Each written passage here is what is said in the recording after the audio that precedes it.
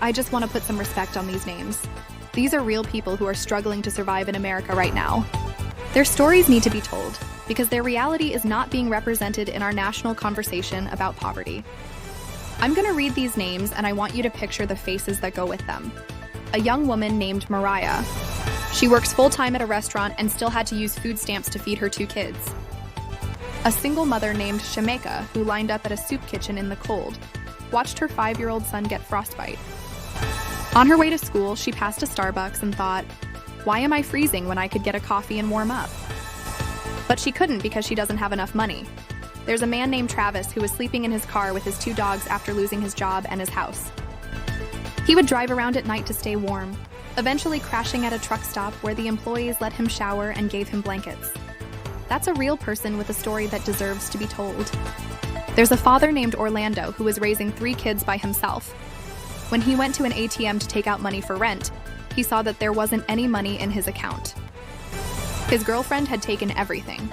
He called his landlord and begged for another day to pay the rent, but the landlord wasn't having it.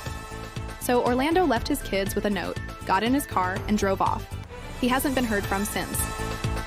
These stories are heartbreaking, but they're not shocking. And we need to talk about why that is. We like to tell ourselves that if you work hard and play by the rules, you'll make it in America. But the reality is much more complicated than that. Working hard doesn't always pay off. Sometimes it does, but sometimes it doesn't. The average full-time worker in America earns $16 an hour. If you work 40 hours a week, that's $640 a week or $27,000 a year. That's just above the federal poverty line for a family of 3, which means that if you have 3 people in your family, every single penny that you earn above that poverty line goes towards basic necessities, like housing, food, and clothing. Any extra money you might have goes towards transportation or childcare so that you can keep working to make sure that you don't fall below the poverty line again. So even though you're working hard and maybe even working 2 jobs, you're barely getting by. You don't have any extra money to spend. You certainly don't have any money to save. Even if you do manage to save something, when it comes time to invest in a home, you're going to find that you're priced out of the market. The median home price in America is now over $400,000. To afford that, you would need a full-time income of almost $110,000 a year. Now that's more than double the average income in America and 6 times the poverty line. Buying a house used to be a great way to build wealth, but now it's only accessible to the wealthy. So what are poor people supposed to do? Where are they supposed to go? They end up in homeless camps, tent cities, wherever they can find a place to hide and get out of the cold. Some of them will go to shelters, but those are often overcrowded and underfunded and can be dangerous.